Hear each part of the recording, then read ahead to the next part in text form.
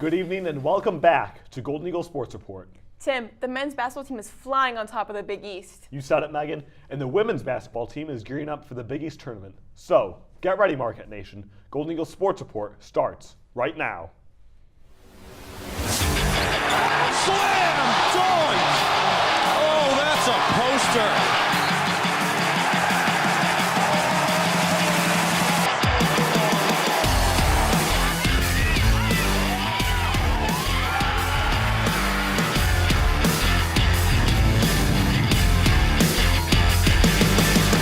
Live from the Jeannie Hayes Virtual Studio at Marquette University, this is Golden Eagle Sports Report. Marquette gets the rebound, and the champions have gone down! Hello, everyone. I'm Timothy Lateau, joined alongside Megan Woolard. Megan, the men's basketball team is battling against Butler at Hinkle Fieldhouse. With the win tonight, the Golden Eagles were soared to the top of the Big East, winning the Big East regular season outright. Right now, Marquette has its sights set on the hardware as the Golden Eagles are handling the Bulldogs 53-33 with 9 minutes left in the game. Junior guard Tyler Kolek leads the Golden Eagles with 13 points and 5 assists. With a win tonight, the men have a chance to become the outright Big East champions. That's right, and that's all possible because of the historic night versus the DePaul Blue Demons. Adrian Fraga brings us more.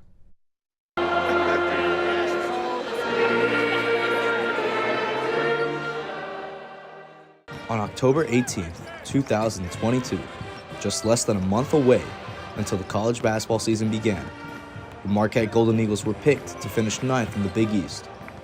Fast forward to Saturday, February 25th, and the Golden Eagles look to silence their doubters with a win over the DePaul Blue Demons. Cam Jones lets it rip from beyond the arc early, singing in threes like it's nothing. Tyler Kolek gives Cam Jones the ball for a birthday present basket. The first half is all Marquette, primarily led by Cam Jones, who sprints to the locker room after hitting a buzzer-beater three. I got the same confidence in every shot I take. I don't shoot a shot thinking I'm going to miss it. So, that's just the same thing in those moments. I get the ball, I shoot it, I think I'm going to make it. But the second half is a different story. The Blue Demons come out of the locker rooms with a vengeance, making the Golden Eagles sweat.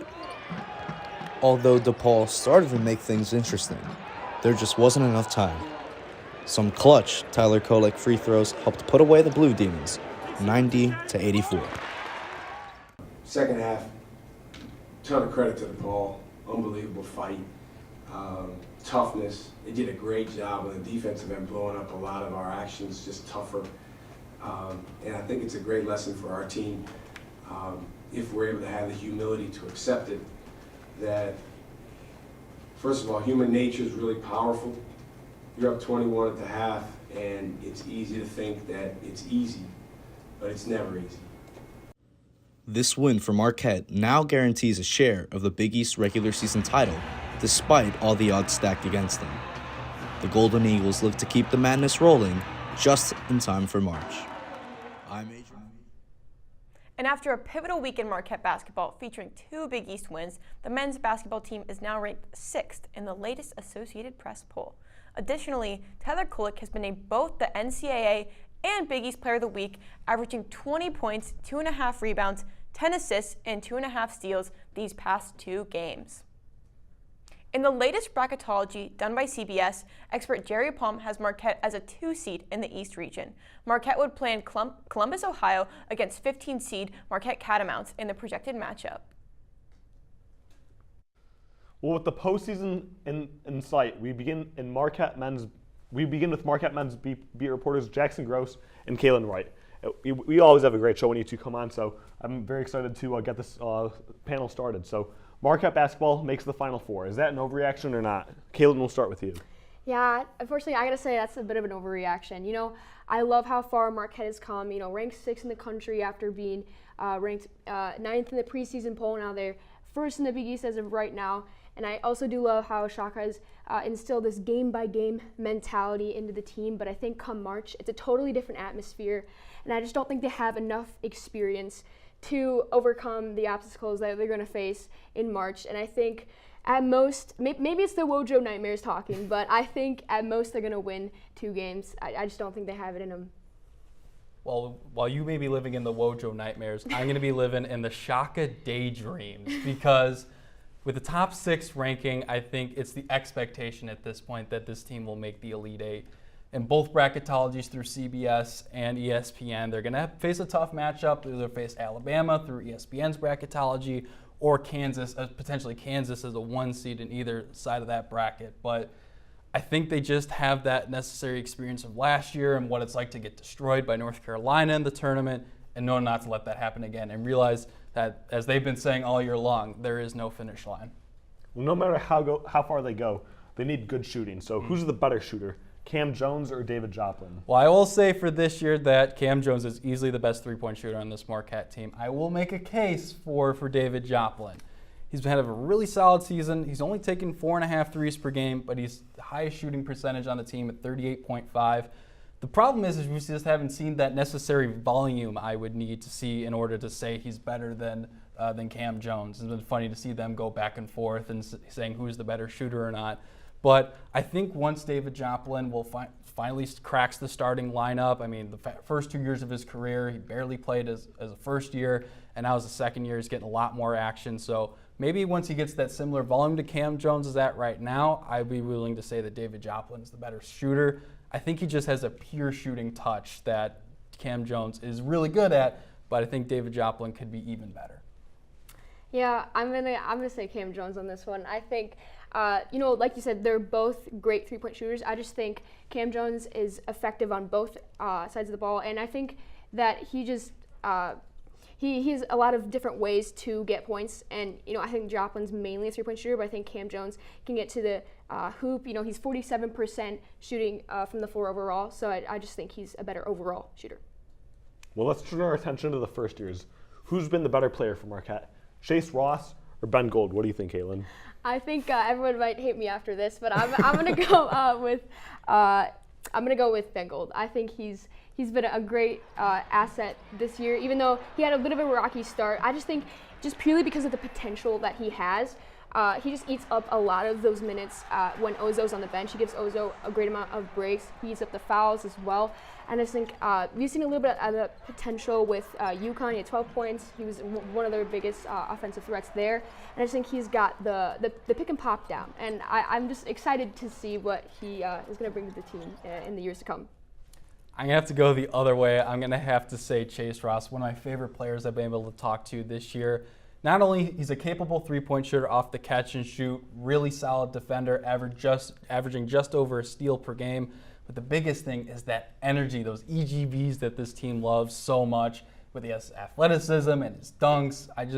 He just brings so much more to the game than just shooting. And while I think he's kind of tapered off in the later part of the season, hitting that first-year wall, I think he's had the better body of work throughout this entire season. And I can't wait to see where he goes. I think he could be an instructional part of this team.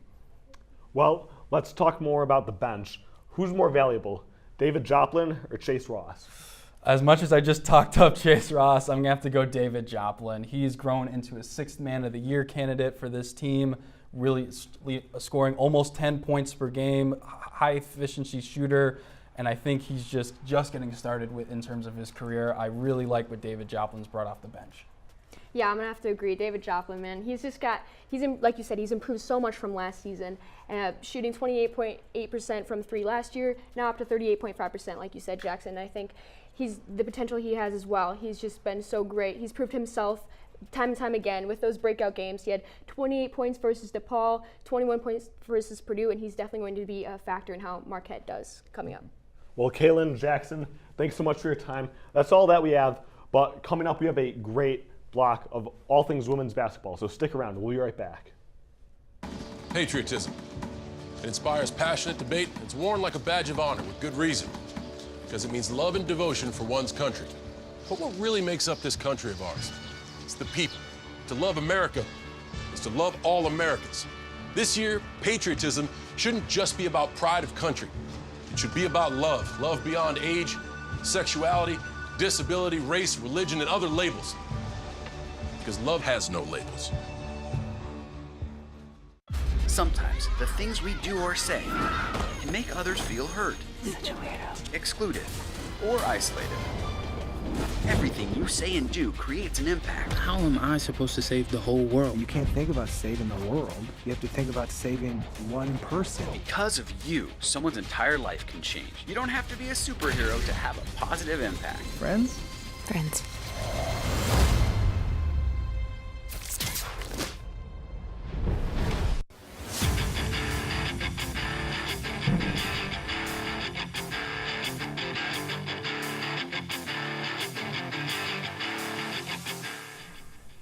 Welcome back to Golden Eagle Sports Report. Once again, I'm Timothy Lateau. And I'm Megan Woolard. The regular season and Chloe Murata's career at the El McGuire Center comes to an end against the DePaul Blue Demons. With playoff implications on the line, the Golden Eagles take care of business on their home floor. Sophomore forward Anissa Morrow gets the scoring started with a 3-point basket from the corner. Murata steals the show on her special night, cashing in Marquette's first points of the night. First-year guard Emily LaChapelle looks to go out with a bang, scoring 5 straight Marquette points to give the Golden Eagles a 3-point lead. And Murata tries to make the most out of her last game at the Owl and goes on an 11-3 run by herself to put the Golden Eagles up big halfway through the first quarter. Although DePaul tries its best to stay in the game, junior forward Liza Carlin flies the coop and uses a last-second layup to put the Golden Eagles up 34-18 at the end of the first. The Blue Demons wake up in the second quarter, and Morrow and junior guard Darian Rogers cashing in on the offensive end and cuts the lead back to single digits. Marquette and DePaul trade baskets in the second quarter, with Marquette clinging on to a 10-point lead throughout the majority of the frame. With halftime looming, the Golden Eagles bring out their suffocating defense and hold DePaul to just 2 points in the last 4 minutes of the quarter. During that span, the upperclassmen trio of King, Carlin, and Murata scored the last 12 Marquette points of the half. Both teams head back to the locker room with Marquette up big, 53-35. DePaul starts the third quarter strong, scoring 5 points in 58 seconds, leading to an early Marquette timeout. Morrow shows off the range in the third quarter, connecting on 2 3-pointers to keep DePaul in the fight. First-year guard Mackenzie Hare tries to put the Blue Demons in the rear view by cashing in from deep twice in the third quarter to help extend the lead back to 20 points. With their postseason hopes on the line, Marquette goes into cruise control and drives DePaul out of Milwaukee to end the season on a high note, 98-80. Murata shows up on her special night, scoring 22 points and grabbing 6 rebounds. Carlin ends the regular season on a high note as well, with 26 points and 14 rebounds, her 5th double-double of the season. And in what was their highest scoring game of the year, the Golden Eagles have 5 players on the day in double figures, their highest amount since 2019. After her big week against DePaul and Xavier, Carlin earned a spot on the Big East honor roll. This comes after the junior forward put up 17 points and 9 rebounds in 3 games. This is Carlin's first honor roll appearance this season. On her senior night and final game inside the Owl, Murata reflects on her 5 years here at Marquette. Yeah, it was definitely an adrenaline thing. I was kind of looking around. I mean, Coach asked me before, "Are you gonna cry?" And I was like, "No, Coach. Like, I'm not gonna cry. We got a game to play. Like, I'm not gonna cry." And then all of a sudden they did the video, and I saw my teammates, and then they called my name out, and I was like, "Oh God!" Like, it's all hitting me right now, right before the game, and I kind of teared up a little bit, giving people hugs and stuff. But special moment. I think honestly, if you have that much emotion in you, to play with that type of emotion is exactly what I was trying to tell myself. Take that emotion and go play with it, and ended up being good. How cool is it? And finishing out the season on a high note, 5 players score in double figures to get the rivalry win over DePaul. Awesome last home game, senior night. I can't say enough about a lot of people tonight. I mean, Chloe Murata to send her out of the Owl in the right way. She was tremendous. Battling her tail end off with Anissa Morrow, one of the top players in the country, and then just how she started the game. And what can you say about Liza Carlin? Just the way she stepped up and made shots for us, double-double. Just incredible to watch. And I thought our 2 freshmen were really good too. I thought Mackenzie Hare came in and hit some big shots for us. Emily LaChapelle got us off to a great start in the beginning of the game. And we know this is a game of runs with DePaul. So we kind of weathered the storm and the turnover battle a little bit and had a great win tonight. You check with compliance. Chloe doesn't have a Big East tournament play starts this weekend at Mohegan Sun Arena. So we want to reflect on all the season and the hot takes on Duffy squad this season. Playing tonight are women's basketball beat reporters Jack Albright and Emma Kroll. So first off, Marquette made some impressive wins with some crazy upsets. But is it an overreaction to say that they're going to make the NCAA tournament this year? No, it's not. According to ESPN women's basketball bracketologist Charlie Cream, Marquette is in the first spot of the first four in, and St. John's is right behind them in second. And on Saturday afternoon in Mohegan Sun Arena, it's Marquette versus St. John's. And honestly, this Golden Eagles neutral court record so far this season is outstanding. Beat Texas, beat Gonzaga, took UCLA to overtime. I think Marquette's going to beat St. John's, and that's the deciding factor of whether or not they get to March. I definitely agree with this weekend being the deciding factor, but I think that's an overrated take. I think that Marquette's got to really pull through in this Big East tournament, and they got to do good to get into the tournament. For sure. We'll have to see what happens this weekend. For sure, the two most valuable players on Marquette's team, Jordan King and Chloe, are going to be big factors this weekend. But who's kind of the best player on the team? Chloe, Jordan? I'm going to say it's going to be Jordan King. I mean, I think that you saw her develop as this really defensive-minded player. I mean, you looked at her under Selena a lot, defense and assists. But this year, really, she stepped up and become more of the scorer. You know, you could call her Cerberus, you know, the three-headed monster. You know, she's got the defense with the steals. She's got the incredible number of assists, and she's got the leading scorer on this Marquette offense. I'm going to disagree. I'm going to say it's Chloe Murata. She has 429 points this season. That's almost double what she had last season. She's grown so much since her senior year and now in her 5th year. She's definitely led this team this whole season. She put up an incredible number last night. She continues to put up incredible numbers, and I think she's the MVP of this team. I'm going to have to agree with you. I think Chloe's quite the player. You know, other players, you know, first years when they get to college can be a little tough. Mackenzie Hare, Emily LaChapelle, they're kind of making a name for themselves so far this season. Which one of them has had a better rookie campaign? I think it's Mackenzie Hare. I think that she put up 18 points last night. Her 3-point percentage is .308. She's developing her defense still, which is typical because she's a first-year player, but she has what it takes to be the great player, and she's hitting those shots from deep, and she's getting in there, and I think that she's the better freshman of this team. I'm going to have to disagree with Emma here. 4 words to describe Emily LaChapelle: good offense, better defense. I think you can look to when Villanova came into the Al McGuire Center, and Emily LaChapelle had to guard the Villanova basketball across both men's and women's program leading scorer of all time, Maddie Segrist, and held her to the lowest points this season. That is an outstanding defensive performance. I mean, not many people can do that. She starts for a reason. She's great on offense, great on defense. Hare is unbelievable from beyond the arc. I know that. She's got the cool little shooting form. But Emily LaChapelle on the other side of the court is the better player, and I think it's got to be Emily. Well, it'll be interesting to see what they do in their first Big East tournament this weekend. Yeah. So Rosen Kumbu came into the season and blew everyone away as she kind of made herself as a starter.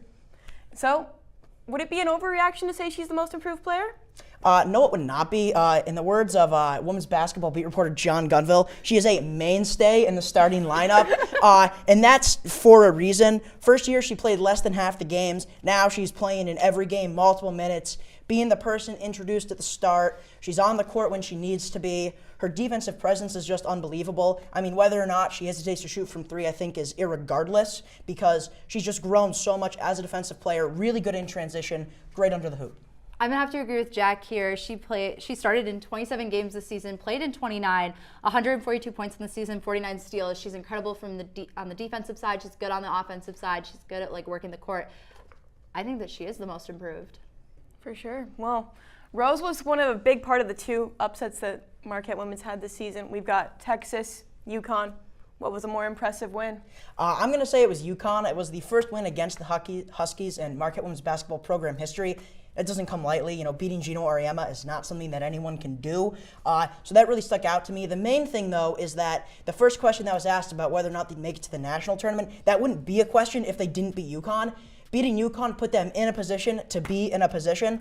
I mean, Texas was great and all, but they had a losing streak at the start of Big East play, you know, after that Texas win in the Bahamas. So I'm going to go with UConn. I'm going to have to agree as the beat reporter who got to write that UConn recap. The energy in the Al was incredible. The entire crowd was super loud. Every single player on that team was excited that they beat UConn, and it took every single member of that team. And I think just the energy in there was incredible. It was the program's first time ever beating UConn, UConn's first back-to-back loss in about 20, 30 years. That's insane. That's incredible. Definitely the best win of the season. Well, thank you both for coming on the show tonight, but that is all that we have time for. When we come back, can Marquette basketball actually make a Final Four run? Plus, does South Carolina have what it takes to repeat? We dive in after the break. Hey world, I have a quick message. It's about safe driving. All right, let's go. Anytime you're driving, have the seatbelt buckled tight. Both hands on the wheel and your phone out of sight. When not in your hand, trying to text somebody back. Because if you do, your car might get smacked. The moral of the story, just put your phone down. The people on the road will stay safe and sound. Put your phone down, put your phone down. People on the road will stay safe and sound. Yeah.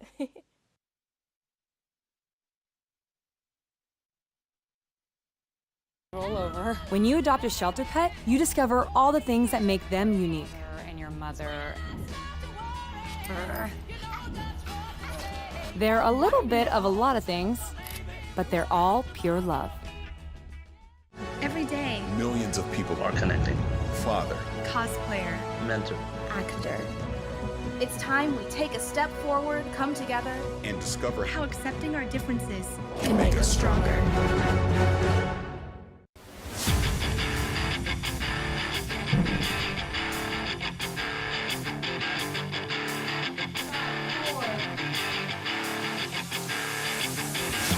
And welcome back to Studio 7 as we discuss postseason college basketball. Joining me on the panel tonight are Jaden Taylor and Tommy Gilchrist. Let's get to the good stuff. Before we dive in, the Marquette men's basketball team does the unthinkable and wins the Big East Conference outright after a commanding 72-56 win over the Butler Bulldogs. This is the first time since the 2012-23 season that the Golden Eagles have won at least a share of the title and first outright win in school history.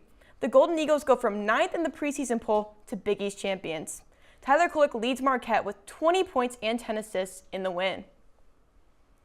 Now the men's Big East tournament starts March 8th, and as Marquette is closing in on the Big East regular season title. Are they a lock for the tournament title?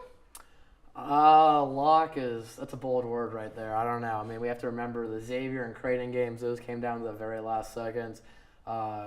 Providence is still out there, and Villanova's getting hot with Justin Moore back. We're the favorites, and we should be, but not a lock. I'm not saying a lock. Yeah, I totally agree. Lock's a strong word. Big East is a very tough conference. You got Xavier, Providence, Creighton. And like you just said, Villanova's getting hot. I think they're a sleeper team, and they'll be a tough out. So. Now let's talk about the women. The Big East tournament this week is coming up, and the race for first place is as close as ever, with UConn barely squeaking by for the regular season crown. But as the postseason heats up, who's more likely to win the tournament title, UConn or Villanova? I'm going to go Villanova. UConn's, they suffered some injuries. Paige Beckers, Ozzie Fudd, they're out for the season. Those are the two best guards. So as tournament play heats up, the lights get bright, crowds get fuller. You need some guards that you trust. And without Ozzie and Paige, I think it'll be tough for UConn to go all the way. So I'm going Villanova. I'm going UConn. Coaching matters in tournaments like these. And when you got players like Lou Lopez, who's shooting 43% from three, and again, great coach, that matters in tournaments like these, and I'm taking UConn. I'm going to have to go with you and Tommy. I think UConn's going to take the title. So it's been a decade, though, since Marquette won an NCAA tournament game, but this year it kind of looks like Marquette's going to be a true contender and a top 10 team. Now, does Shaka Smart's squad have what it takes to repeat the 23 season and make the Final Four? I definitely do. I think we do definitely have what it takes, but it's March, so anything can happen. But Shaka's proven he did it with VCU, and so hopefully he can do it with Marquette. I mean, I think that's fair. Matchups matter, on who you're playing matters. And, I mean, rebounding's been a problem all year for us. And if we get matched up with a team like Alabama, UConn, and we saw what UConn did to us at UConn. I mean, that can be a problem, but, I mean, there's no reason why we can't do it. Well, to go through, we're going to have to make sure we don't get upset. Are there any other teams you think you could see getting upset?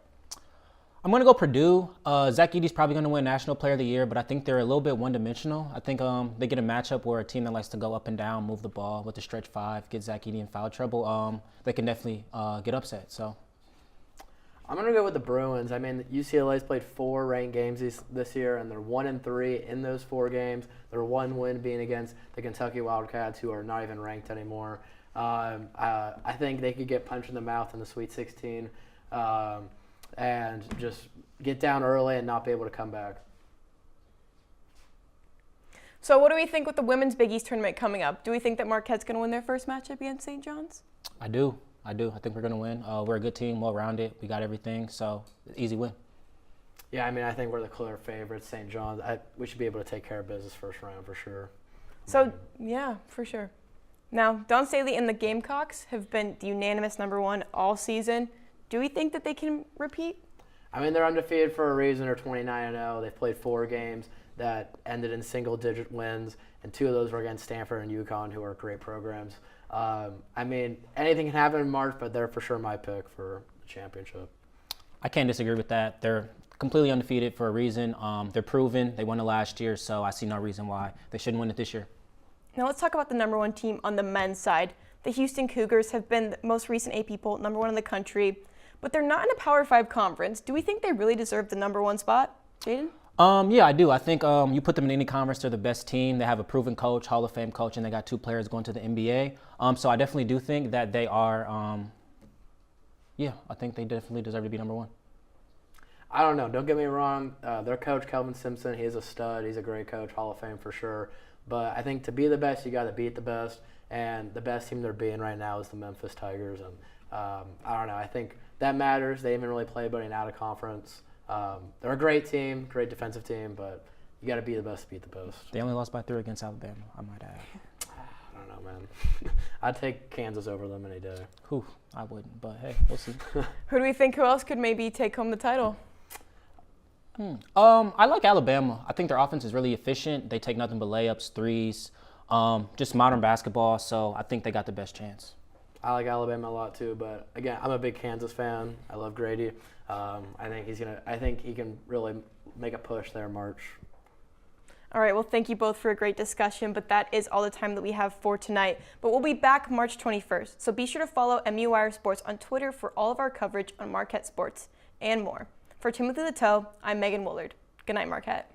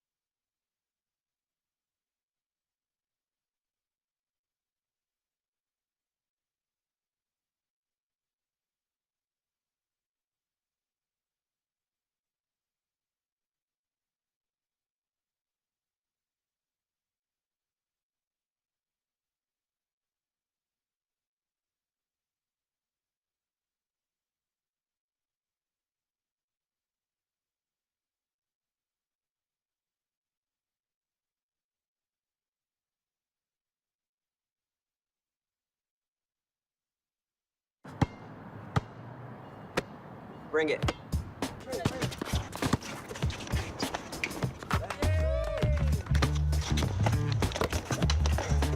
Oh,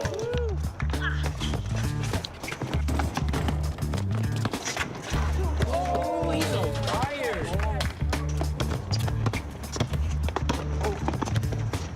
Time out, guys. I'm late to dinner. My mom's gonna kill me. Catch you guys later. Mom wants us home. Okay. Bye, guys. You guys need a ride? Sure. Yeah. All right. How about some one-on-one? I gotta go eat, man. Sorry. I'll see you later.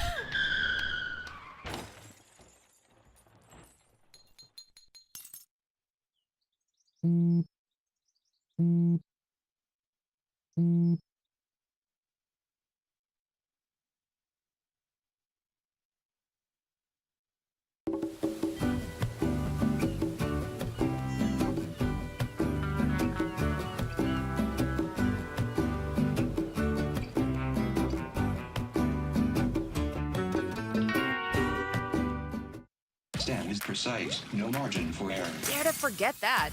Dare to have fun with it. Get weird with it. Dare to load their minds. Dare to explore. Dare to STEM. Learn more